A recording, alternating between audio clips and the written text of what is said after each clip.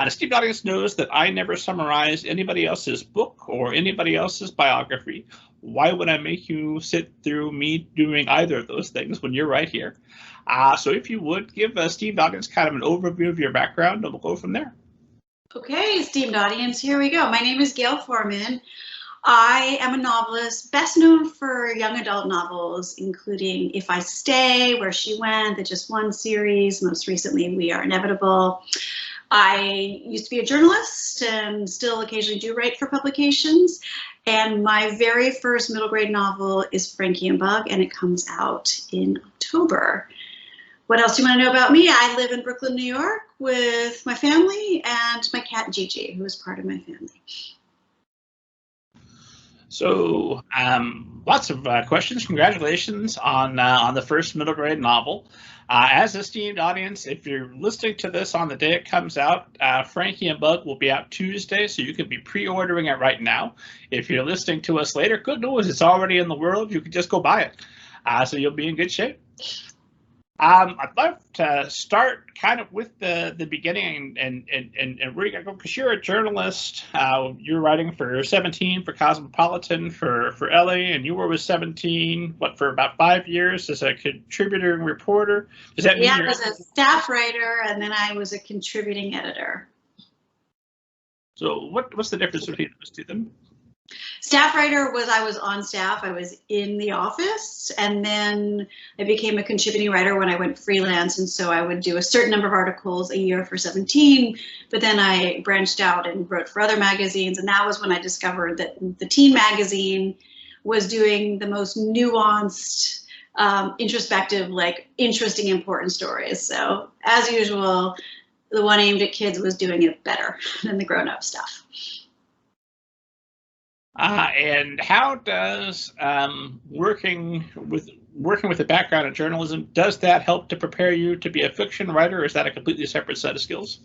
It was a gradual thing. So I was a journalist, and then in 2002, I traveled around the world for a year with my husband, and I did a nonfiction book that combined like memoir of like what it was like traveling post 9/11 with Nick, but also it had these 8 reported sections, chapters that looked at how sort of globalization was culturally changing these subcultures in places that, you know, were at least according to people in the US, you know, pretty far off the beaten track. So I think in writing that particular book, I learned sort of how to write narrative, how to sort of do a narrative story, because each one of those stories, it interspersed sort of reported things, but with an actual story. And I was a magazine journalist, which means I wrote longer form pieces. You had dialogue. And I think all of that trained me to become a novelist long before I had any inclinations of becoming a novelist, back when I thought that writing fiction seemed impossible, because when you're writing an article, you have the facts, you have deadlines, you have word counts, you have this sort of parameters within with which to write. And I thought, if you remove those, how could you ever decide what to write about if you could write about anything? And then I discovered after I had my first child and didn't want to travel anymore, which I had to do for my job, that it was incredibly liberating to be able to abandon all of that and make it up. And better yet, I had kind of, from all of those years of taping interviews and then transcribing them, I really think I'd gotten the cadence of how people talk, and I'd learned how to write a narrative. So when I sat down to write my first novel, it turned out I kind of knew what to do.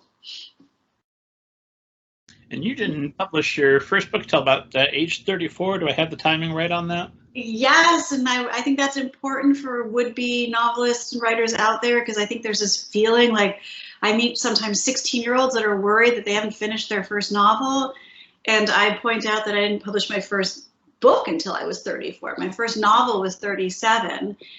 And that, you know, novel writing is not like Olympic level gymnastics. You don't peak out when you're 20. And the more life experience you amass, like the better you can become at your craft. So yes, the short answer is I was 34 when I published my first book, 37 when I published my first novel, and 39 when I published If I Stay, which was like the novel, the first one that anybody read. Well, And had you wanted to be an author before that? Not an author, and not even a writer when I was growing up, which was strange because all I did was make up stories. Even before I could write, I was making up stories. And then as soon as I could write, I was making up stories. I was writing plays, I was writing poems. I was even writing like this proto-novel, this like endless novel that just sort of went on and on and on because I so enjoyed doing it. But it wasn't until I went to college, and I started college a little late at 21 because I took a few years off to travel first. It wasn't until I started college, initially thinking I was going to become a doctor and go work with Doctors Without Borders, and then realized that wasn't for me and fell into journalism, that I realized I wanted to be a writer professionally. And even that was, you know, I was in college for 4 years and then 12 years as a professional journalist before I ever thought that I would write fiction. And did you always have an aptitude for language and grammar and all the rest of it? I mean, yes and no. I think so. My dad keeps this little laminated note in his wallet from when I was like 3 or 4, where we were at the beach, and I said, all there is fog, no smog. I'm from LA, no sun and no fun.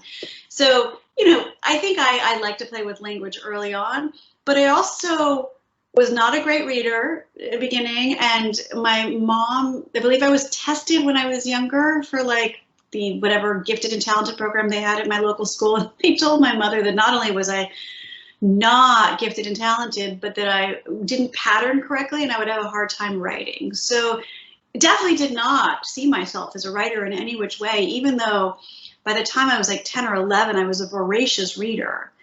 It just never, and I love to write, but I never connected those two things. I never saw myself as a person who could write those books or write any books.